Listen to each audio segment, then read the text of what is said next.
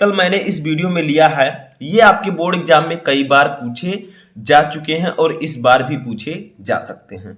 तो step by step आपको ये वीडियो देखना है। तो सबसे पहला क्वेश्चन हमारा देखिए, न्यूमेरिकल है जो कि सर्किट से रिलेटेड है। जितने भी न्यूमेरिकल हम इस वीडियो में पढ़ेंगे वो परिपथ वाले न्यूमेरिकल होंगे, ठीक है। जैसे फर्स्ट न्यूमेरिकल है जो कि हमारे सेकंड चैप्टर से है, स्थिर विद्युत विभव तथा धारिता से, ठीक है। न्यूमेरिकल है कि 10, 12 व 24 माइक्रोफैरड के 3 संधारित्र चित्रानुसार जोड़े गए हैं। ए व बी के मध्य धारिता ज्ञात कीजिए। यानी कि एक परिपथ है जिसमें 10, 12 व 24 माइक्रोफैरड के 3 संधारित्र जोड़े गए हैं, ठीक है। आपको बिंदु ए और बिंदु बी के बीच तुल्य धारिता निकालनी है। तो सबसे पहले आपको यहां पर एक चीज समझना होगा कि इसमें से कौन सा संधारित्र श्रेणी क्रम में है, कौन सा समांतर क्रम में है। तो देखिए यहां पर जो ये ए, इधर देखिए ये 12 माइक्रोफैरड और जो 24 माइक्रोफैरड है ये दोनों श्रेणी क्रम में है। क्यों? क्योंकि इन दोनों के वायर्स जो हैं आपस में कनेक्ट है।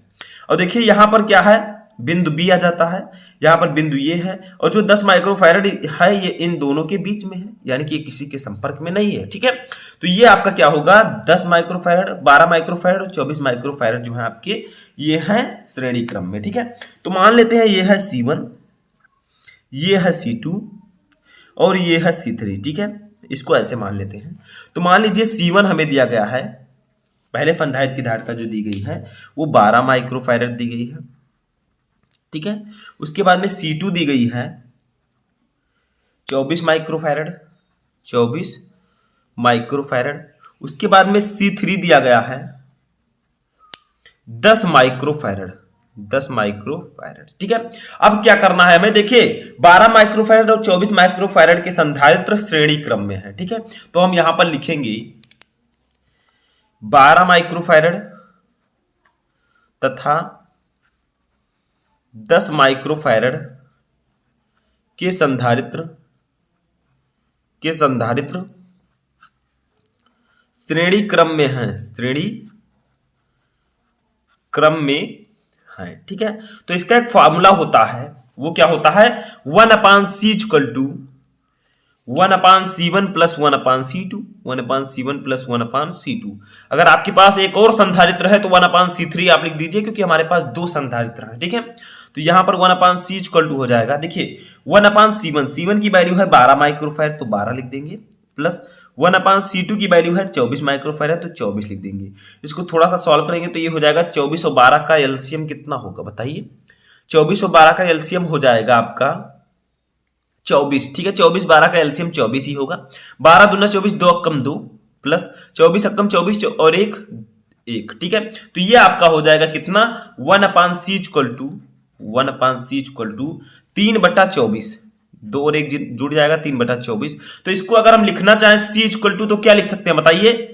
c को मैंने ऊपर ले आया तो ये 24 भी ऊपर चला जाएगा तो ये हो जाएगा 24/3, ठीक है। आप चाहें तो कैची गुणा करके भी लिख सकते हैं, कट जाएगा 3 × 8 = 24। c = हमारा आ गया 8 माइक्रोफैरड, 8 माइक्रोफैरड। तो देखिए हमारा जो ये था, ये दोनों जो थे 12 माइक्रोफैरड और 24 माइक्रोफैरड का जो हमारा आया वो आया 8 माइक्रोफैरड। अब जो 8 आया है वो और जो 10 माइक्रोफैरड है ये दोनों आपके समांतर क्रम में होंगे, ठीक है, क्योंकि इनके वायर आपस में कनेक्ट नहीं है। तो 10 माइक्रोफैरड और जो ये हमारा 8 माइक्रोफैरड आया है ये अब होंगे समांतर क्रम में। तो चलिए फॉर्मूला लगाते हैं। तो अब हम लिखेंगे कि 10 माइक्रोफैरड, ठीक है, 10 माइक्रोफैरड तथा 8 माइक्रोफैरड समांतर क्रम में है, समांतर क्रम में है, ठीक है। तो इसका फॉर्मूला क्या हो जाएगा, इसका फॉर्मूला होगा c = C1 + C2, ठीक है। लेकिन यहां पर c ऑलरेडी हम मान चुके हैं, इसको मान लेते हैं c', ठीक है। c' = C3, देखिए C3 जो हमारा ऊपर C3 था मैंने 10 माइक्रोफैरड माना था, और जो C है, जो C हमारा आया है 8 माइक्रोफैरड, ठीक है। इसको हम जोड़ देंगे, ठीक है, क्योंकि श्रेणी क्रम में, समांतर क्रम में जो फॉर्मूला होता है संधारित्र की धारिता का वो c = C1 + C2 होता है। लेकिन यहां पर C3 हमने लिखा है, क्यों? क्योंकि हमारे संधारित्र की जो वैल्यू ऊपर दी गई है, चलिए देख लेते हैं। ऊपर देखिए ये, ठीक है, ये जो दी गया है C3, मैंने इसका नाम दिया था 10 माइक्रोफैरड का, तो हमने C3 लिख दिया। नाम में कुछ नहीं रखा है, आपको सिर्फ इसको क्रम में जोड़ना है, ठीक है, जिस प्रकार से मैंने जोड़ा है। अब देखिए यहां पर लिखेंगे c' = C3 की वैल्यू है 10 और सी जो हमारा आया है ये है 8, क्योंकि यही दोनों समांतर क्रम में थे। तो हमारा सी डैश इक्वल टू हो जाएगा 18 माइक्रोफैरड, 18 माइक्रोफैरड, और यही हमारा आंसर आ जाएगा। यही हमारी तुल्य धारिता आ जाएगी बिंदु ए व बी के बीच। समझ में आ गया। चलिए नेक्स्ट न्यूमेरिकल देखते हैं। अब देखिए जो हमारा दूसरा न्यूमेरिकल है ये भी बहुत ही इजी न्यूमेरिकल है, मैंने लिया है, ठीक है। इसको आप समझिए। देखिए निम्नांकित परिपथ में तुल्य धारिता क्या होगी, यानी कि ये एक परिपथ दिया गया है, इसमें तुल्य धारिता बताइए। तो सिंपल है, देखिए यहां पर एक 1.5 माइक्रोफैरड का है, एक 1.5 माइक्रोफैरड, एक 3 और एक 3, ठीक है। 4 संधारित्र लगे हुए हैं। अब देखिए यहां पर सिंपल है, जो 1.5 माइक्रोफैरड है और जो 1.5 माइक्रोफैरड है ये समांतर क्रम में है। देखिए दोनों के वायर यहां से अटैच, यहां से जो है इधर है, ये इधर है, ये समांतर क्रम में है, ठीक है। तो लिखेंगे हम लोग कि 1.5। तो चलिए यहां पर मान लेते हैं ये C1 है, ये C2 है, ये C3 है और ये C4 है, ठीक है। तो चलिए वैल्यू लिख देते हैं C1 equal to, C2 equal to, C3 equal to and C4 equal to, ठीक है। सबकी वैल्यू लिख देते हैं। तो देखिए C1 की वैल्यू है 1.5 माइक्रोफैरड, 1.5, C2 की मैंने माना है 1.5 माइक्रोफैरड, ये मैं नाम दे रहा हूं, आप चाहे दीजिए या ना दीजिए। C3 है 3 माइक्रोफैरड, C4 है 3 माइक्रोफैरड, ठीक है। तो मैंने बताया कि 1.5 माइक्रोफैरड और 1.5 माइक्रोफैरड ये दोनों समांतर क्रम में है। तो सबसे पहले हम लिखेंगे कि 1.5 माइक्रोफैरड तथा 1.5 माइक्रोफैरड, 1.5 माइक्रोफैरड के संधारित्र समांतर क्रम में हैं, समांतर क्रम में हैं, ठीक है। तो समांतर क्रम में संधारित्र की धारिता का फॉर्मूला क्या होता है, C equal to C1 plus C2, C equal to C1 plus C2, ठीक है, समांतर क्रम में। अब देखिए यहां पर हम जोड़ देंगे directly, C equal to C1 की वैल्यू है 1.5 माइक्रोफैरड प्लस C2 की वैल्यू है 1.5 माइक्रोफैरड। फाइनली हमारी जो C आ जाएगी वो आ जाएगी 3 माइक्रोफैरड। देखिए 1.5 और 1.5 जुड़ेगा तो 3 माइक्रोफैरड आ जाएगा, ठीक है। अब देखिए इसकी जो हमारी 1.5 और 1.5 की जो धारिता आई वो 3 आया। तो अब हम इसी चित्र को किस प्रकार बना सकते हैं, देखिए इसी चित्र को हम इस प्रकार से भी बना सकते हैं। देखिए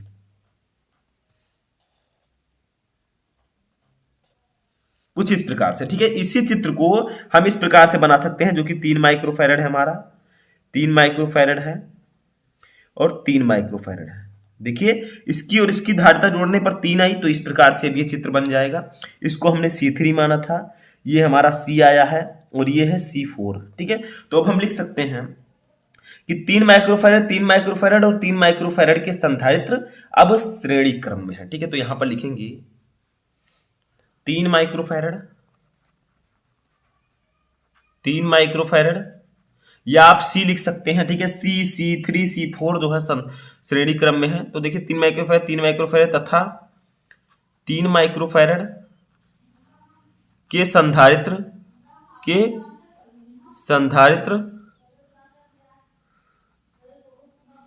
श्रेणी क्रम में है, ठीक है, श्रेणी क्रम में है। अब श्रेणी क्रम में इसका फॉर्मूला लगाएंगे तो हो जाएगा 1/C equal to 1/C1 plus 1/C2 plus 1/C3। लेकिन यहां पर हम इसको C डैश मान लेते हैं क्योंकि C मैंने ऑलरेडी माना है। अब देखिए यहां पर नाम मैंने दिया है C3 C और C4, तो इस प्रकार से हम लिखेंगे, ठीक है। C1 C2 नहीं लिखेंगे, तो लिखेंगे 1/C plus 1/C3 plus 1/C4, ठीक है। इस प्रकार से लिखेंगे। समझ में आ रहा है। C1 C2 नाम में कुछ नहीं रखा है, आपको जिस प्रकार से दिया गया उसी प्रकार से लिखिए। 1/C dash equal to 1/3 plus 1/3 plus 1/3, ठीक है। सब 3 है, सबकी वैल्यू 3 है। तो ये हो जाएगा 1/C डैश इक्वल टू 3, देखिए 1 1 1 तीनों जुड़ जाएंगे तो ये हो जाएगा 3/3, ठीक है, क्योंकि हर बराबर है तो अंश आपस में जुड़ जाएंगे। अब इनको काट दीजिए, आ गया कितना 1/C डैश इक्वल टू 1, ठीक है। तो हमारी तुल्य धारिता जो आएगी C डैश, इसको ऊपर ले चलते हैं तब भी हमारी ये 1 ही आएगी, ठीक है, 1 माइक्रोफैरड। तो ये हमारी तुल्य धारिता आ गई 1 माइक्रोफैरड, ठीक है। ठीक है, समझ में आ गया, सिंपल है। चलिए नेक्स्ट न्यूमेरिकल देखते हैं जो कि हमारे तीसरे चैप्टर वैद्युत धारा से है। ठीक है, अब देखिए ये आपके तीसरे चैप्टर वैद्युत धारा का न्यूमेरिकल है, इसलिए इसमें जो वैल्यू है वो ओम में दी गई है क्योंकि ये प्रतिरोध है। ठीक है, तो देखिए यहाँ पर 3 ओम और 3 ओम के 3 प्रतिरोध आपस में जुड़े हुए हैं। अब देखिए यहाँ पर आपको पहले समझना है कि ये किस क्रम में जुड़े हैं। देखिए ये 3 माइक्रोफैरड, मान लीजिए इसका नाम हम रख देते हैं C1 R1, ठीक है, प्रतिरोध को हम R से डिनोट करते हैं R1, इसका नाम R2 रख देते हैं और इसका नाम R3 रख देते हैं। ठीक है, तो देखिए R1 और R2 जो हैं ये श्रेणी क्रम में जुड़े हैं। क्यों? क्योंकि इनके वायर आपस में अटैच हैं और इन दोनों के पहले हम श्रेणी क्रम में जोड़ेंगे, फिर जो वैल्यू आएगी उसको और 3 माइक्रोफैरड को यानी कि R3 को हम समांतर क्रम में जोड़ देंगे। ठीक है, तो हम चलिए लिख लेते हैं कि वैल्यू कितनी दी गई है। ये R1 हमें दिया गया है, R2 हमें दिया गया है और R3 हमें दिया गया है। ठीक है, R1 की वैल्यू है 3 ओम, R2 की वैल्यू है 3 ओम, R3 की वैल्यू है 3 ओम। ठीक है, अब हम लिखेंगे R1 तथा R2, R1 तथा R2 प्रतिरोध श्रेणी क्रम में जुड़े हैं, श्रेणी क्रम में जुड़े हैं। तो श्रेणी क्रम में प्रतिरोध का फॉर्मूला होता है R equal to R1 plus R2। देखिए श्रेणी क्रम में जब हम संधारित्र जोड़ रहे थे तो 1/C equal to 1/C1 plus 1/C2 लिखते थे, लेकिन प्रतिरोध में उल्टा होता है, इसमें R equal to R1 plus R2 होगा। ठीक है, तो R इक्वल टू R1 की वैल्यू है 3, R2 की वैल्यू है 3, टोटल हमारा R यहाँ पर आ जाएगा 6 ओम। ठीक है, 6 ओम, तो ये हमारा इतना आ गया, यानी कि इन दोनों की जो वैल्यू आई, इन दोनों का प्रतिरोध तुल्य प्रतिरोध आया वो 6 ओम आया। अब जो 6 ओम आया है वो और R3 जो होंगे वो आपके समांतर क्रम में होंगे। ठीक है, तो हम लिख देते हैं R तथा R3, R तथा R3 समांतर क्रम में हैं, समांतर क्रम में है। ठीक है, तो इसका फॉर्मूला होगा 1/R डैश, यहां पर मान लीजिए R डैश है क्योंकि R मैं ऑलरेडी मान चुका हूं, 2 बार मैं नहीं मान सकता। ठीक है, तो ये हो जाएगा 1/R प्लस 1/R3, 1/R3। देखिए R1 R2 कोई जरूरी नहीं है आप लिखिए, R और R3 नाम दिया हमने तो R और R3 लिख देंगे। ठीक है, तो 1/R डैश इक्वल टू हो जाएगा 1/R की वैल्यू हमने निकाली है 6, R3 की वैल्यू हमें पता है 3, इसको करते हैं सॉल्व, तो 6 3 का एलसीएम हो जाएगा 6, ऊपर हो जाएगा 1 प्लस 3 दूनी 6, 2 कम 2, तो ये इतना आ जाएगा। ठीक है, तो 1/R डैश इक्वल टू हमारा आ गया 3/6।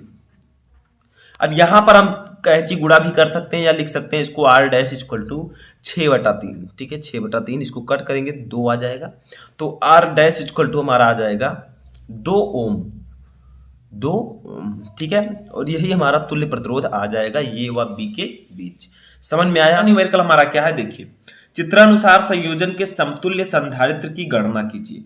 एक सर्किट दिया गया है, इसमें 3 संधारित्र लगे हुए हैं। अब आपको संधारित्र की तुल्य धारिता निकालनी है। ठीक है, इन तीनों संधारित्र को श्रेणी क्रम और समांतर क्रम में जोड़कर जो इसकी तुल्य धारिता आएगी वो आपको निकालनी है।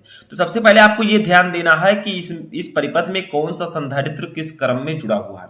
तो देखिए यहाँ पर C1 और C2 जो है ये श्रेणी क्रम में जुड़े हैं, क्योंकि देखिए इसका एक वायर और इसका एक प्लेट, ठीक है, दोनों प्लेट जो है आपस में जुड़ी हुई हैं, तो ये आपका श्रेणी क्रम में होगा। ठीक है, इसके बाद जब इसे हम श्रेणी क्रम में जोड़ेंगे तो जो वैल्यू आएगी वो और ये C3 आपका होगा समांतर क्रम में। ठीक है, तो सबसे पहले हम लिख लेते हैं, देखिए हमें दिया गया है C1 equal to, C2 equal to and C3 equal to. ठीक है, हमें वैल्यूज दी गई है, तो C1 हमें दिया गया 5 माइक्रोफैरड, ठीक है, 5 म्यूएफ, C2 दिया गया 10 माइक्रोफैरड, 10 म्यूएफ, C3 दिया गया 3 माइक्रोफैरड। ठीक है, अब देखिए आपको करना क्या है, सबसे पहले आपको लिखना है C1 तथा C2 श्रेणी क्रम में जुड़े हैं। देखिए C1 तथा C2, या आप आगे लिख सकते हैं संधारित्र C1 तथा C2 श्रेणी क्रम में जुड़े हैं। ठीक है, तो श्रेणी क्रम में संधारित्र की धारिता का एक फॉर्मूला होता है 1/C equal to 1/C1 plus 1/C2 plus 1/C1 plus 1/C2। ठीक है, ये फॉर्मूला होता है श्रेणी क्रम में संधारित्र की धारिता का। ठीक है, ये याद रखिएगा। अब इसी पर हम रख देंगे, तो देखिए 1/C equal to 1/c equal to 1/c1, c1 की वैल्यू कितनी है 5, ठीक है, प्लस 1/c2 की वैल्यू कितनी है 10, ठीक है। अब इसी को हम सॉल्व कर लेंगे, थोड़ा साइड में सॉल्व कर लेते हैं। देखिए 5 और 10 का एलसीएम लेंगे तो 10 आएगा, 5 दूनी 10 ये 2 हो जाएगा, प्लस 10 कम 10 ये 1 हो जाएगा, ठीक है। तो आपका फाइनली जो 1/c आएगा वो आ जाएगा 2 और 1 3, 3/10, ठीक है। अब देखिए यहां पर हम क्या करेंगे, यहां पर हम तिरछा गुणा भी कर सकते हैं, कैची गुणा 3c इक्वल टू 10 हो जाएगा, 10 का 1 से गुणा होगा, और c इक्वल टू 10/3। तो देखिए हम क्या करते हैं, इसको c कर देते हैं, यानी कि c को ऊपर ले जाते हैं, तो हमें ये 10 भी ऊपर लाना पड़ेगा, तो 10/3 ये आपका हो जाएगा। मैंने डायरेक्टली यहां पर कर दिया, आप चाहें तो कैची गुणा भी कर सकते हैं, ठीक है। तो ये अब आपका यहां पर क्या करना है, ये कट जाएगा। जब आप 10 को 3 से काटेंगे तो आपका आएगा 3.33, ठीक है, इतना आपका यहां पर आंसर आएगा। तो हम यहां पर लिखेंगे c इक्वल टू 3.33 माइक्रोफैरड, ठीक है, इतना हमारा आ गया। श्रेणी क्रम में हमने जोड़ा C1 और C2 को। तो देखिए यहां पर हमने क्या किया है, ध्यान से देखिए, यहां पर C1 और C2 को हमने श्रेणी क्रम में जोड़ दिया, ठीक है। अब जो आया है हमारा C और C3 हमारा जो है ये होगा समांतर क्रम में। तो हम यहां पर लिखेंगे जो C हमारा आया है ये C और C3 समांतर क्रम में है। तो हम लिखेंगे संधारित्र C तथा C3 समांतर क्रम में है, समांतर क्रम में है, ठीक है, ये हमने लिखा।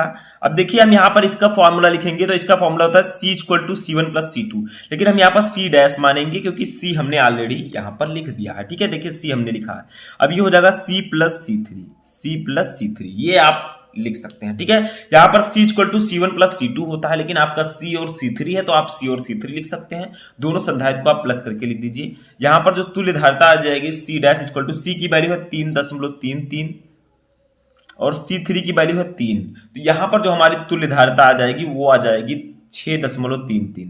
ये जब जुड़ेगा तो 6.33 माइक्रोफैरड, यही हमारी होगी तुल्य धारिता, ठीक है। तो इसमें आपको कुछ भी नहीं करना है, बहुत ही सिंपल सा न्यूमेरिकल है। देखिए यहाँ पर ध्यान से थोड़ा सा देखिए, हमने C1 और C2 को श्रेणी क्रम में जोड़ा तो 3.33 आया, और जब C आया हमारा उसको और C3 को हमने समांतर क्रम में जोड़ दिया, तो 3 और 3.33 और 3 जोड़ दिया हमने, तो ये 6.33 माइक्रोफैरड हमारा आंसर आ गया, ठीक है। तो फर्स्ट न्यूमेरिकल समझ में आया। चलिए सेकंड न्यूमेरिकल सॉल्व करते हैं। तो देखिए हमारा सेकेंड न्यूमेरिकल है, एक इलेक्ट्रॉन वृत्ताकार कक्षा में 6×10⁶ चक्कर प्रति सेकंड की दर से घूम रहा है, लूप में तुल्य प्रवाहित धारा का मान ज्ञात कीजिए। यानी कि एक इलेक्ट्रॉन है वृत्ताकार कक्षा में 6×10⁶ चक्कर प्रति सेकंड की दर से घूम रहा है, यानी कि हमें यहाँ पर चक्करों की संख्या दी गई है n, ठीक है, n की वैल्यू दी गई है 6×10⁶ चक्कर, ठीक है, ये हमें दिया गया है। अब समय कितना दिया गया है, देखिए प्रति सेकंड की दर से घूम रहा है, यानी कि t जो हमें दिया गया है वो 1 सेकंड दिया गया है, ठीक है, प्रति सेकंड का मतलब 1 सेकंड, ठीक है। उसके बाद में देखिए क्या है, एक इलेक्ट्रॉन पर कितना आवेश होता है बताइए, एक इलेक्ट्रॉन पर आवेश होता है 1.6×10⁻⁻19 कूलम, 1.6×10⁻⁻19 कूलम, ठीक है, ये आवेश होता है एक इलेक्ट्रॉन पर। अब देखिए यहां पर हमें निकालना क्या, हमें निकालना है धारा, ठीक है, हमें धारा की वैल्यू निकालनी है। तो एक फॉर्मूला मैंने आपको बताया था Q इक्वल टू IT, ये फॉर्मूला आपको पता होगा, यानी कि आवेश इक्वल टू धारा गुणे समय। तो ये फॉर्मूला आपको पता है। तो यहाँ पर I इक्वल टू क्या हो जाएगा, Q/T, क्योंकि हमें I निकालना है। तो धारा I इक्वल टू हो जाएगा आपका Q/T। देखिए ये Q के नीचे T आ जाएगा, ठीक है, तो इतना होगा। अब देखिए हमें क्या करना है, देखिए N भी दिया गया है, हमें E भी दिया गया है। तो एक फॉर्मूला हमने और पढ़ा है, देखिए यहाँ पर Q इक्वल टू होता है एक और formula NE, Q equal to NE, शायद आप लोगों ने पढ़ा हो, याद हो गया होगा आप लोगों को, Q इक्वल टू NE, ठीक है। N क्या है, इलेक्ट्रॉनों की संख्या, चक्करों की संख्या, E क्या है, इलेक्ट्रॉन पर आवेश। तो इस Q के स्थान पर हम NE रख देंगे, क्योंकि Q NE के बराबर होता है। तो I इक्वल टू हो जाएगा NE/T, ठीक है। अब क्या करेंगे, I इक्वल टू हम लिख देंगे, n की वैल्यू कितनी है, देखिए ऊपर चक्करों की संख्या कितनी है, 6×10⁶ चक्कर, ठीक है। तो n के स्थान पर लिखेंगे 6×10⁶ इंटू एक इलेक्ट्रॉन पर कितना आवेश होता है, 1.6×10⁻⁻19, 19, ठीक है। अपान टी, समय कितना है हमारा 1 सेकेंड, तो हम 1 लिख देंगे बस। अब आपको सॉल्व करना है ना, देखिए 6 का हम गुणा करेंगे 1.6 से, ठीक है। तो कितना आ जाएगा, बहुत ही सिंपल है, बताइए। ये आ जाएगा आपका 9.6, देखिए 16 छक्का 96, अब 1.20 में लगा देंगे तो ये आपका हो जाएगा 9.6, ठीक है। गुणे 10 की पावर 6 है, ये 19 है, तो देखिए -19 है, तो 6 19 में से 6 चला जाएगा तो 13 बचेगा, लेकिन माइनस में 10 की पावर -13, आई है धारा, धारा का मात्रक हो जाएगा एम्पियर, ठीक है। बस यही हमारा आंसर आ गया, यही हमारा आई आ गया, ठीक है। तो इसी प्रकार से आपको यहाँ पर लगाना है, बहुत ही सिंपल सा न्यूमेरिकल था और बहुत ही सिंपली आपको समझना है। थोड़ा सा यहाँ पर आपको ध्यान देना है कि Q = IT होता है, तो आपको ये भी याद रखना है कि Q = NE भी होता है, ठीक है। चलिए तीसरा न्यूमेरिकल सॉल्व करते हैं। देखिए तीसरा न्यूमेरिकल भी हमारा तीसरे चैप्टर से ही, विद्युत धारा से। देखिए 1000 वाट 250 वोल्ट के हीटर के तार का प्रतिरोध ज्ञात कीजिए। यानी कि एक हीटर है जिसका जो सामर्थ्य है, जो P है, ठीक है, पावर, वो 1000 वाट है और जो विभवांतर है वो 250 वोल्ट है। अब इसका प्रतिरोध आपको निकालना सिंपल है। देखिए हमें यहाँ पर P दिया गया है कितना, 1000 वाट, 1000 वाट। उसके बाद में हमें V दिया गया है कितना, 250 वोल्ट, ठीक है, 250 वोल्ट। हमें निकालना क्या है, यहाँ पर हमें निकालना है R। तो R हम कैसे निकालेंगे, देखिए बहुत ही सिंपली तरीके से हम निकाल सकते हैं एक फॉर्मूले के जरिए, ठीक है। वो फॉर्मूला क्या है, R = होता है V²/V, B²/P, यानी कि B और P के पदों में V²/P होता है फॉर्मूला, ठीक है। जहां पर P है पावर यानी कि सामर्थ्य, V है विभवांतर। अब यहाँ पर हम करेंगे R = हो जाएगा V की वैल्यू कितनी है 250, तो 250 का हम स्क्वायर कर देंगे, ठीक है। अपान P की वैल्यू कितनी है 1000, तो 1000 हम लिख देंगे, ठीक है। अब देखिए क्या करेंगे, यहाँ पर R = 250 का स्क्वायर करेंगे तो इसको हम लिख सकते हैं 250 × 250, ठीक है, अपान 1000। ये कट जाएगा, ये कट जाएगा, ये और ये कट जाएगा।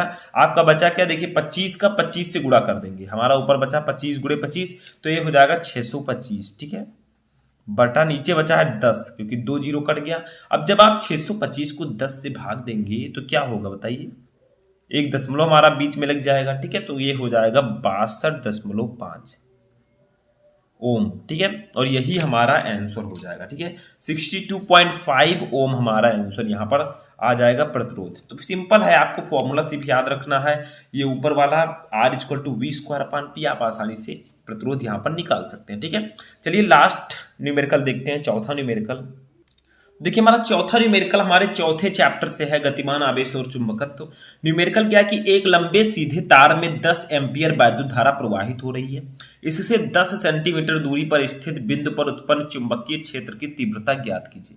यानी कि एक लंबा सीधा तार है जिसमें 10 एम्पियर विद्युत धारा प्रवाहित हो रही है, इसमें 10 सेंटीमीटर दूरी पर स्थित बिंदु पर उत्पन्न चुंबकीय क्षेत्र की तीव्रता की वैल्यू क्या होगी, ये आपको बताना है। तो देखिए यहाँ पर हमें I दिया गया है, धारा दिया गया है, ठीक है, कितना दिया गया है 10 एम्पियर, 10 एम्पियर, ठीक है। अब देखिए क्या है, एक लंबा सीधा तार है, ठीक है, जिसमें 10 एम्पियर की विद्युत धारा प्रवाहित हो रही है। अब इससे 10 सेंटीमीटर की दूरी पर, हमें दूरी कितनी दी गई है, देखिए दूरी हमें दी गई है 10 सेंटीमीटर, 10 सेंटीमीटर, ठीक है। अब आप लोग इसको पहले मीटर में कन्वर्ट कीजिए, तो 10 सेंटीमीटर को जब हम मीटर में कन्वर्ट करेंगे तो ये हो जाएगा 10 × 10⁻² मीटर, ठीक है, ये इतना हो जाएगा। कैसे, देखिए अगर आपको सेंटीमीटर को मीटर में कन्वर्ट करना है तो 10 को 100 से भाग दे दीजिए, आपका इतना आ जाएगा, ठीक है, सिंपल है। हमें निकालना क्या है, चुंबकीय क्षेत्र की तीव्रता हमें B निकालनी है। तो चुंबकीय क्षेत्र की तीव्रता का एक फॉर्मूला होता है, चलिए देखते हैं। चुंबकीय क्षेत्र की तीव्रता, क्षेत्र की तीव्रता, ठीक है, इसको हम लोग डिनोट करते हैं B से। B = होता है μ0/4π, μ0/4π इंटू I/R, ठीक है, ये फॉर्मूला होता है चुंबकीय क्षेत्र की तीव्रता का, ठीक है, I और R के पदों में। तो देखिए इसको अब हम यहीं पर अप्लाई करेंगे जो कुछ हमें दिया गया है, तो यहाँ पर लिखेंगे V = देखिए μ0/4π की एक वैल्यू होती है, वो आप याद रखिए, μ0/4π की जो वैल्यू होती है वो होती है 10⁻⁷, 10⁻⁷, ये आपको याद रखना है, बहुत ही इंपॉर्टेंट है। तो यहाँ पर हम 10⁻⁷ लिख देंगे, μ0/4π के स्थान पर 10⁻⁷, ठीक है, इतना समझ में आया। अब देखिए क्या करेंगे, आई है हमारा, आई की वैल्यू कितनी दी गई है, देखिए 10 एम्पियर लिख देंगे, 10 अपान आर की वैल्यू कितनी दी गई है, 10 गुणे 10 की पावर -2, 10 गुणे 10 की पावर -2। यहाँ से 10 और 10 हम कैंसिल कर सकते हैं, सिंपली काट देंगे, ठीक है, कोई दिक्कत नहीं है। यहाँ पर हो जाएगा v इक्वल टू 10 की पावर -7 इंटू 10 की पावर -2 है नीचे, ऊपर जाएगा तो 10 की पावर +2 हो जाएगा, ठीक है, तो ये +2 हो गया। अब क्या करेंगे, इसी को हम घटा देंगे, तो देखिए 10 की पावर -7 है, ये +2 है, तो 7 में से 2 जाएगा लेकिन चिन्ह माइनस का ही रहेगा, तो ये हो जाएगा 10 की पावर -5, ठीक है। टेस्ला, चुंबकीय क्षेत्र की तीव्रता का मात्रक होगा टेस्ला, और यही हमारा आंसर आ जाएगा, यानी कि चुंबकीय क्षेत्र की तीव्रता हमारी आ चुकी है। तो सिर्फ आपको एक फॉर्मूला याद रखना। देखिए मैंने यहाँ पर क्या किया, हमें आई दिया गया था धारा 10 एम्पियर, आर दिया गया था दूरी 10 सेंटीमीटर, ठीक है। अब हमने क्या किया, इसको पहले मीटर में कन्वर्ट किया, तो ये 10 गुणे 10 की पावर -2 मीटर हुआ। चुंबकीय क्षेत्र की तीव्रता का जो फॉर्मूला होता है वो होता है B = μ0/4 पाई इंटू I/r। यहाँ पर μ0/4 पाई की वैल्यू 10 की पावर -7 होती है, ठीक है, ये आपको पता होना चाहिए। 10 की पावर -7 इसके स्थान पर मैंने लिखा, आई की वैल्यू हमें 10 दिया गया था, हमने 10 लिखा, अपान ये आर है, आर की वैल्यू हमें 10 गुणे 10 की पावर -2 था, तो हमने इसको लिखा, 10 से 10 कैंसिल, 10 की पावर -7 ऊपर बचा और नीचे -2 बचा, 10 की पावर -2 इसको मैंने ऊपर ले गया, तो ये 10 की पावर 2 बचा, और फाइनली मैंने इसको जब सॉल्व किया तो 10 की पावर -5 टेस्ला हमारा आ गया, ठीक है। न्यूमेरिकल हमारा है किरण प्रकाशिकी एवं प्रकाशिकी यंत्र चैप्टर से। न्यूमेरिकल है कि 2 उत्तल लेंस जिनमें प्रत्येक की फोकस दूरी 20 सेंटीमीटर है, संपर्क में रखे हैं, संयुक्त लेंस की क्षमता की गणना कीजिए। यानी कि 2 उत्तल लेंस हैं जिनमें प्रत्येक की फोकस दूरी 20 सेंटीमीटर है, यानी कि पहले लेंस की फोकस दूरी भी 20 सेंटीमीटर है और दूसरे लेंस की फोकस दूरी भी 20 सेंटीमीटर है। ये दोनों संपर्क में रखे हैं, संयुक्त लेंस की क्षमता की गणना कीजिए।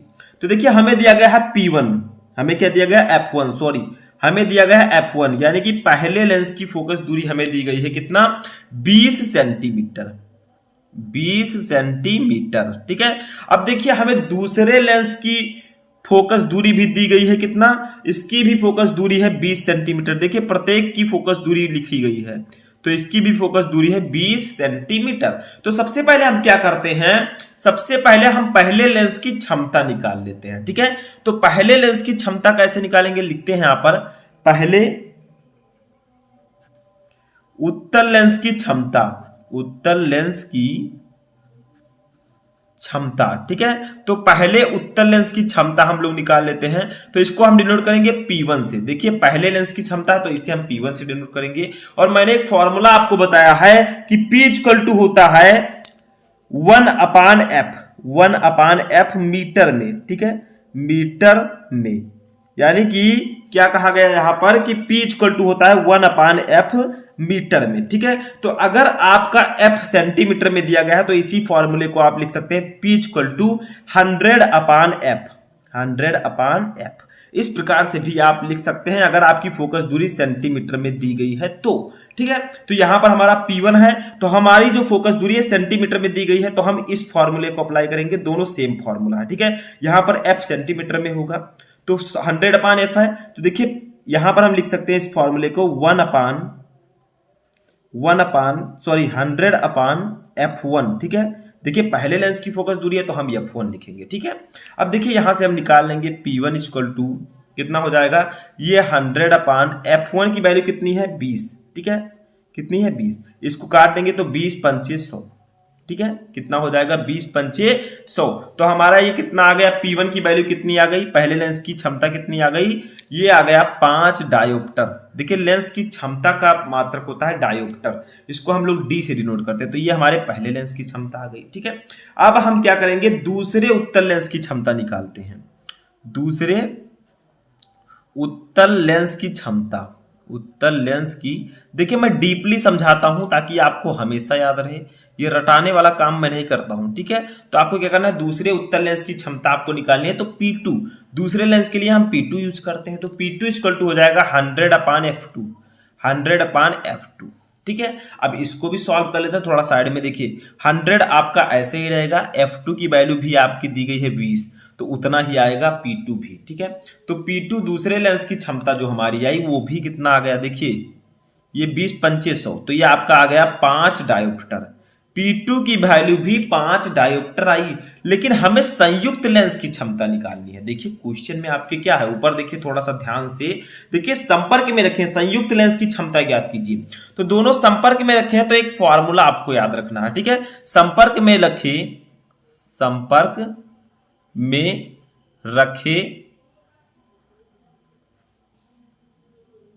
लेंस की क्षमता, यानी कि संपर्क में रखे दो लेंसों की क्षमता, लेंस की क्षमता भी आप लिख सकते हैं। इसका एक फॉर्मूला होता है, ठीक है। इसका फॉर्मूला होता है P इक्वल टू, देखिए ये है आपका संयुक्त लेंस की फोकस दूरी, ठीक है, संयुक्त लेंस की क्षमता। तो आप क्या कीजिए, P1 और P2 को जोड़ दीजिए, यानी कि पहले लेंस की क्षमता और दूसरे लेंस की क्षमता को अगर आप जोड़ देंगे तो हमारी संयुक्त लेंस की क्षमता आ जाएगी, ठीक है। तो P1 की वैल्यू कितनी है, ये है 5, P2 की वैल्यू कितनी है 5, तो दोनों को जोड़ देंगे तो हमारी जो संयुक्त लेंस की क्षमता आ जाएगी वो कितनी आ जाएगी, बहुत ही सिंपल है, दोनों को जोड़ दीजिए, ये आपका आ जाएगा 10 डायोप्टर, ठीक है। तो यहाँ पर हम लिख देंगे 10 डायोप्टर और यही हमारा आंसर हो जाएगा। कुछ भी नहीं है, आपको पहले लेंस की फोकस दूरी निकाल लेनी है, पहले लेंस की क्षमता निकाल लेनी है, फिर दूसरे लेंस की क्षमता निकाल लेनी है, फिर दोनों को जोड़ देना है, 10 डायोप्टर आपका यहाँ पर आंसर आ जाएगा। समझ में आ गया? आई होप कि आपको समझ में आ चुका होगा। चलिए सेकंड न्यूमेरिकल सॉल्व करते हैं। तो देखिए सेकंड न्यूमेरिकल भी हमारा बहुत ही इजी है। देखिए 63 डिग्री कोण वाले प्रिज्म का पीले प्रकाश के लिए विचलन कोण 29 डिग्री है, आपतन कोण की गणना कीजिए। यानी कि 63 अंश कोण वाले प्रिज्म का पीले प्रकाश के लिए विचलन कोण 29 डिग्री है, आपतन कोण की आपको गणना करनी है। तो यहां पर हमें दो चीजें दी गई है, एक दिया गया है प्रिज्म कोण, एक हमें दिया गया है प्रिज्म कोण। इसको हम लोग किस से डिनोट करते हैं, इसको हम लोग ए से डिनोट करते हैं। इसकी वैल्यू हमें दी गई है 63 डिग्री, 63 डिग्री। अब देखिए हमें विचलन कोण भी दिया गया है, तो हम यहां पर लिखेंगे विचलन कोण, विचलन कोण, ठीक है।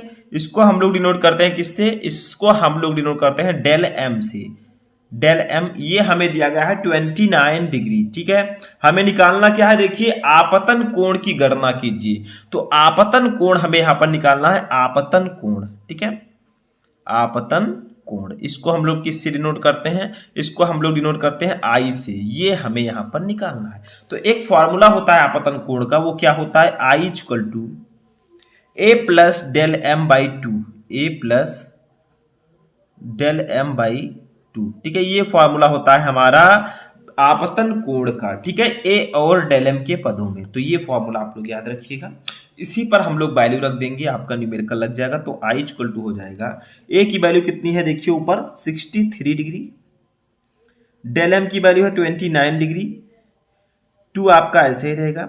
तो अब इसको हम लोग क्या करते हैं, जोड़ देते हैं। बहुत ही सिंपल न्यूमेरिकल्स है, समझना है सिर्फ आपको। 63 और 29 हम जोड़ देंगे, यहां पर हमारा आ जाएगा 92 डिग्री, 92 डिग्री अपान ये 2। अब जब 92 को 2 से काटेंगे तो देखिए कितना आएगा, ये आपका आ जाएगा 46 डिग्री। तो जो हमारा आपतन कोण आई आया वो कितना आया, 46 डिग्री, ठीक है, यानी कि 46 अंश। और यही हमारा हो जाएगा आंसर। आप आगे लिख सकते हैं आपतन कोण, आपतन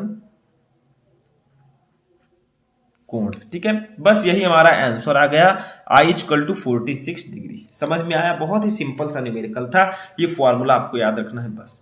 चलिए तीसरा न्यूमेरिकल सॉल्व करते हैं। अब देखिए तीसरा न्यूमेरिकल हमारा है कि किसी छोटी दूरबीन के अभिदृश्यक की फोकस दूरी 144 डिग्री है, सेंटीमीटर है, तथा नेत्रिका की फोकस दूरी 6 सेंटीमीटर है। दूरबीन की आवर्धन क्षमता कितनी है, अभिदृश्यक तथा नेत्रिका के बीच की दूरी क्या है। तो दो चीजें आपको यहां पर निकालनी है, आपको दूरबीन की आवर्धन क्षमता निकालनी है और अभिदृश्यक तथा नेत्रिका लेंस के बीच की दूरी निकालनी है। तो सिंपली आपको समझना, देखिए अभिदृश्यक लेंस की फोकस दूरी को हम लोग डिनोट करते हैं किससे, FO से, F0 से, ठीक है। तो ये आपकी दी गई है 144 सेंटीमीटर, 144 सेंटीमीटर, ठीक है। देखिए क्या लिखा है, अभिदृश्यक की फोकस दूरी। तो अभिदृश्यक की फोकस दूरी को हम FO से डिनोट करते हैं, ये हमें दिया गया है 144 सेंटीमीटर। अब देखिए यहां पर नेत्रिका की फोकस दूरी कितनी है, 6 सेंटीमीटर। तो नेत्रिका की फोकस दूरी को हम FE से डिनोट करते हैं, ये हमें दिया गया है 6 सेंटीमीटर। ठीक है, अब यहां पर सबसे पहले हम निकालते हैं आवर्धन क्षमता। सबसे पहले हमें निकालना है आवर्धन क्षमता, इसको हम लोग एम से डिनोट करते हैं। ठीक है, आवर्धन क्षमता को हम लोग एम से डिनोट करते हैं।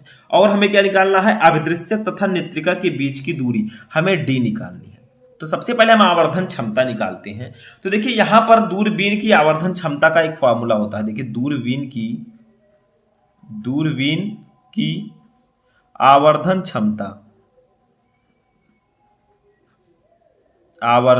क्षमता, ठीक है, इसका एक फॉर्मूला होता है, वो आप लोग याद रखिएगा। आवर्धन क्षमता को हम लोग एम से डिनोट करते हैं।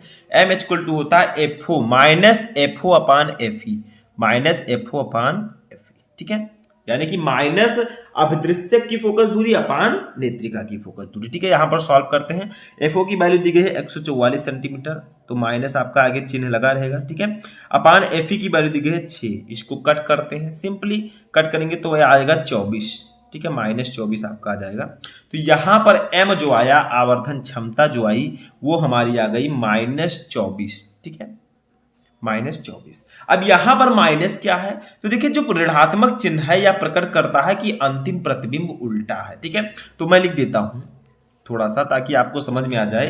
तो आवर्धन क्षमता जो हमारी आई वो आई -24। अब यहां पर माइनस क्या है, तो लिखता हूं मैं ऋणात्मक चिन्ह, ऋणात्मक चिन्ह यह प्रकट करता है, यह प्रकट करता है कि अंतिम प्रतिबिंब उल्टा है, कि अंतिम प्रतिबिंब उल्टा है। यानी कि ऋणात्मक चिन्ह यह प्रकट करता है कि अंतिम प्रतिबिंब जो है वो उल्टा है। अब हमने आवर्धन क्षमता तो निकाल ली, लेकिन हमें अभिदृश्यक और नेत्रिका के बीच की दूरी निकालनी है। तो हम यहां पर लिखेंगे थोड़ा सा, अभिदृश्यक तथा नेत्रिका के बीच की दूरी, अभिदृश्यक तथा नेत्रिका के बीच की दूरी। ठीक है, नेत्रिका के बीच की दूरी। ठीक है, ये हमें निकालनी है। तो इसको हम लोग डिनोट करते हैं डी से, और डी इक्वल टू फॉर्मूला होता है FO plus FE. FO plus FE आप करेंगे, ये अभिदृश्यक और नेत्रिका के बीच की दूरी निकल आएगी। ठीक है, तो सिंपल है, कुछ भी नहीं है इस न्यूमेरिकल में, बस आपको फॉर्मूलाज याद रखने हैं। डी इक्वल टू हो जाएगा, एफओ की वैल्यू है 144, एफई की वैल्यू है 6, दोनों को जोड़ देंगे तो कितना आ जाएगा। देखिए 144 और 6 को जोड़ेंगे तो हमारा 150 आएगा, यानी कि 150। ठीक है, तो 150 सेंटीमीटर हमारा आ गया अभिदृश्यक एवं नेत्रिका के बीच की दूरी। ठीक है, तो 150 सेंटीमीटर ये हमारा आंसर हो गया। तो कुछ भी नहीं है, सिर्फ आपको फॉर्मूलाज याद रखने हैं। समझ में आ रहा है, तो तीसरा न्यूमेरिकल भी आपको समझ में आ चुका होगा। चलिए चौथा न्यूमेरिकल सॉल्व करते हैं। देखिए चौथा न्यूमेरिकल हमारा है कि एक इलेक्ट्रॉन 0.5 × 10⁻³ मीटर प्रति सेकंड की चाल से गतिमान है, इससे संबद्ध डी ब्रॉगली तरंगदैर्घ्य ज्ञात कीजिए। यानी कि एक इलेक्ट्रॉन है जो कि 0.5 × 10⁻³ मीटर प्रति सेकंड की चाल से गति कर रहा है, इससे संबंध डी ब्रॉगली तरंगदैर्घ्य की गणना आपको करनी है। तो देखिए हमें यहाँ पर v दिया गया है, कण का वेग दिया गया है, इलेक्ट्रॉन का वेग दिया गया है। v हमें कितना दिया गया है, 0.5 × 10⁻³ मीटर प्रति सेकंड, मीटर प्रति सेकंड, ये हमें दिया गया है। हमें निकालना क्या है, तरंगदैर्घ्य निकालना है, डी ब्रॉगली तरंगदैर्घ्य, ये हमें निकालना है। तो सिंपल एक फॉर्मूला आप लोग लगाइए, एक सूत्र होता है lambda equal to H upon M B, H upon M v। अब आप लोग कहेंगे सर यहाँ पर केवल v दिया गया है, अब इस न्यूमेरिकल को हम कैसे लगाएं, तो चलिए सिंपली समझते हैं। देखिए h क्या है, h है प्लांक नियतांक। मैं थोड़ा सा यहाँ पर आपको बता देता हूँ साइड में। ठीक है, h क्या है, h इक्वल टू प्लांक नियतांक, प्लांक नियतांक। ठीक है, अब आप लोग कहेंगे सर इसकी वैल्यू भी बता दीजिए, तो इसकी वैल्यू तो बताना ही पड़ेगा तभी न्यूमेरिकल लगेगा। तो 6.6 × 10⁻34 वैल्यू होती है प्लांक नियतांक की, 6.6 × 10⁻34। अब आप लोग कहेंगे सर यहाँ पर m भी नहीं दिया गया है, तो m क्या है, m है इलेक्ट्रॉन का द्रव्यमान, और इलेक्ट्रॉन के द्रव्यमान की वैल्यू सभी को पता होगा 9.1 × 10⁻31। ठीक है, ये होता है एक इलेक्ट्रॉन का द्रव्यमान। ठीक है, समझ में आया। तो 9.1 × 10 9.1 गुणे 10 की पावर माइनस 31 होता है। ठीक है, तो अब इन सब वैल्यूज को हम यहाँ पर रखेंगे। h की वैल्यू मैंने बताया 6.6 गुणे 10 की पावर माइनस 34। यम की वैल्यू होती है 9.1 गुणे 10 की पावर माइनस 31। ठीक है, v हमें ऑलरेडी दिया गया है, देखिए ऊपर 0.5 इंटू 10 के पावर 3। ठीक है, अब इसी को हम सॉल्व कर लेंगे। सिंपली हमें इसी को सॉल्व करना है, कैसे करेंगे वो भी जान लेते हैं। ठीक है, तो देखिए यहाँ पर पहले एक काम करते हैं हम लोग, 6.6 को हम ऐसे रहने देते हैं, अपान यहाँ पर कर देते हैं। देखिए 9.1 और 0.5, 9.1 इंटू 0.5। ठीक है, अब देखिए यहाँ पर क्या करेंगे, थोड़ा सा समझिए। ऊपर क्या है, 10 की पावर माइनस 34 है, और नीचे क्या है आपका 10 की पावर माइनस 31 है, ये 3 है। तो देखिए माइनस में तो 31 में से 3 चला जाएगा तो बचेगा 10 की पावर माइनस 28। ठीक है, इतना तो समझ में आ रहा है। देखिए माइनस 31 है तो 31 में से 3 जाएगा तो 28 बचेगा, लेकिन माइनस में। ठीक है, अब यहां पर हम क्या करेंगे, थोड़ा सा समझिए आप लोग। देखिए यहां पर हम क्या करेंगे, तो चलिए इसको सॉल्व करते हैं। तो देखिए 6.6 आपका ऐसे ही रह जाएगा। ठीक है, ऊपर 6.6 इंटू 10 की पावर माइनस 34 है ये। ठीक है, इसको ऐसे रहने देंगे। देखिए 10 की पावर माइनस 28 है नीचे, इसको ऊपर ले जाएंगे तो ये प्लस 28 हो जाएगा। ठीक है, तो 10 की पावर 28 हो जाएगा ये आपका। इतना समझ में आ रहा है। अपान देखिए 9.1 और 0.5 का गुणा करेंगे तो ये आपका आ जाएगा 4.55। ठीक है, 4.55। जब आप 9.1 को 0.5 से गुणा करेंगे तो 4.55 आपका आएगा। ठीक है, अब इसको सॉल्व करते हैं थोड़ा सा। देखिए ये आपका 6.6 हो जाएगा, अपान 4.55 इधर हो जाएगा। ठीक है, इंटू 10 की पावर माइनस 34 है, ये 28 है, तो 34 में 28 चला जाएगा तो कितना बचेगा, 10 की पावर माइनस 6। देखिए 34 में से 28 जाएगा तो 10 की पावर माइनस 6 बचेगा। ठीक है, अब यहां पर एक काम करते हैं, सबसे पहले हम 6.6 को 4.55 से भाग देते हैं। तो जब आप 6.6 को 4.55 से भाग देंगे तो आपका आएगा 1.45। ठीक है, 1.450 इतना आपका ये आ जाएगा। ठीक है, अब इंटू 10 की पावर माइनस 6 आपका ये ऐसे रहेगा। अब आप लोग चाहें तो इसी को आप आंसर लिख सकते हैं, इतने को ही आंसर लिख सकते हैं, लेकिन थोड़ा सा इसको अगर और हम समझें तो एक काम करते हैं। देखिए क्या करेंगे हम, लैम्डा इक्वल टू आपका ये हो जाएगा, लैम्डा इक्वल टू, इसको आप लोग एंगस्ट्रॉम में बदल लीजिए। देखिए 10 की पावर माइनस 6 है। ठीक है, अगर हमें इसे 10 की पावर माइनस 10 करना है, क्योंकि हमें पता है कि एक एंगस्ट्रॉम इक्वल टू होता है 10 की पावर माइनस 10। ठीक है, 10 की पावर माइनस 10 मीटर। ठीक है, 10 की पावर माइनस 10 मीटर, ये एक एंगस्ट्रॉम की वैल्यू होती है। तो देखिए हमें ये 10 की पावर माइनस 6 है, इसको अगर हम 10 की पावर माइनस 10 में कन्वर्ट करना चाहें तो हमें क्या करना पड़ेगा, हमें 4 अंक इधर आना पड़ेगा। तो देखिए 1 2 3 अंक है, तो एक जीरो और हम बढ़ा लेंगे तो इसको हम लिख सकते हैं 14,500 गुणे 10 की पावर माइनस 10। इसको हम लिख सकते हैं, क्यों लिख सकते हैं, क्योंकि हमने इस दशमलव के बाद 4 अंक मैं इधर आया हूं। देखिए यहां पर दशमलव था 1 2 3 4, तो 4 अंक मैं इधर आया हूं, तो जितने अंक मैं इधर आऊंगा उतना ही इसमें से 10 की पावर माइनस 4 जुड़ जाएगा। तो माइनस 6 और माइनस 4 मिलकर 10 की पावर माइनस 10 हो जाएगा। ठीक है, इतना आ गया। अब यहां पर हम इसे लिख सकते हैं 14,500 एंगस्ट्रॉम। देखिए 10 की पावर माइनस 10 होता है एक एंगस्ट्रॉम की वैल्यू, तो इसे हम लोग एंगस्ट्रॉम लिख सकते हैं। तो इतना भी आप वैल्यू लिख सकते हैं। ठीक है, एंगस्ट्रॉम में अगर आप लिखना चाहें तरंग दैर्घ्य का मात्रक एंगस्ट्रॉम होता है, तो हम इस प्रकार से 14,500 हमारा एंगस्ट्रॉम आंसर आ जाएगा। ठीक है, तो बहुत ही सिंपल है, सिर्फ आपको थोड़ा सा यहाँ पर फॉर्मूला ध्यान देना है जो मैंने ऊपर बताया, lambda equal to H upon M B. ठीक है, जहां एच है प्लांक नियतांक, यम है इलेक्ट्रॉन का द्रव्यमान, वी है इलेक्ट्रॉन का वेग। ठीक है, तो इस प्रकार से आप इसे लगा सकते हैं। समझ में आ गया। चलिए पांचवा और लास्ट न्यूमेरिकल देखते हैं। तो देखिए हमारा पांचवा और लास्ट न्यूमेरिकल है कि एक गतिमान कण का डी ब्रॉगली तरंगदैर्घ्य 2 एंगस्ट्रॉम है। कण का संवेग क्या है, यानी कि एक गतिमान कण है जिसका डी ब्रॉगली तरंगदैर्घ्य 2 एंगस्ट्रॉम है। अब कण का संवेग क्या होगा, तो देखिए हमें तरंगदैर्घ्य दिया गया है, हमें लैम्डा दिया गया है, तो लैम्डा इक्वल टू हमें दिया गया है कितना, 2 एंगस्ट्रॉम। 2 एंगस्ट्रॉम, तो सबसे पहले हम इसको मीटर में कन्वर्ट कर लेते हैं। तो लैम्डा इक्वल टू हो जाएगा 2 गुणे 10 की पावर माइनस 10, 2 गुणे 10 की पावर माइनस 10 मीटर, क्योंकि मैंने आपको बताया कि एक एंगस्ट्रॉम में 10 की पावर माइनस 10 मीटर होता है। ठीक है, हमें निकालना है कण का संवेग क्या है। कण का संवेग क्या होगा, पी हमें निकालना है, ठीक है। तो इसका एक फॉर्मूला होता है कण का संवेग, कण का संवेग, ठीक है। कण के संवेग को हम लोग डिनोट करते हैं पी से। तो पी इक्वल टू फॉर्मूला होता है H upon lambda, H upon lambda, ठीक है। जहां एच आपको पता ही है प्लांक नियतांक है, अभी मैंने आपको बताया, वैल्यू भी बताई, ठीक है। लैम्डा है तरंग दैर्ध्य, तो इसी पर रख देते हैं।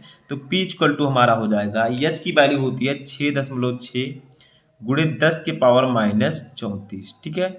उसके बाद में देखिए लैम्डा की वैल्यू होती है, यहाँ पर दिया गया है 2 गुणे 10 के पावर माइनस 10, 2 गुणे 10 के पावर माइनस 10। इसको कट कर देंगे, 2 3 या 6.3, 3.3 ये आपका आ जाएगा। 6.6 को 2 से कट करेंगे तो 3.3 आएगा। तो ये हो जाएगा 3.3 गुणे 10 के पावर माइनस 34, और जो नीचे 10 के पावर माइनस 10 है ये ऊपर जाएगा तो 10 के पावर प्लस 10 हो जाएगा। इतना तो समझ में आ रहा है, बहुत ही सिंपली है, ठीक है। अब यहाँ पर संवेग हम निकालेंगे पी इक्वल टू 3.3 गुणे 10 के पावर माइनस 34 है, ये 10 है, तो 34 में से 10 जाएगा तो 10 के पावर माइनस 24 बचेगा, चिन्ह माइनस का ही रहेगा, ठीक है। इतना आ गया किलोग्राम, इसका मात्रक संवेग का किलोग्राम मीटर प्रति सेकंड, मीटर प्रति सेकंड, ठीक है।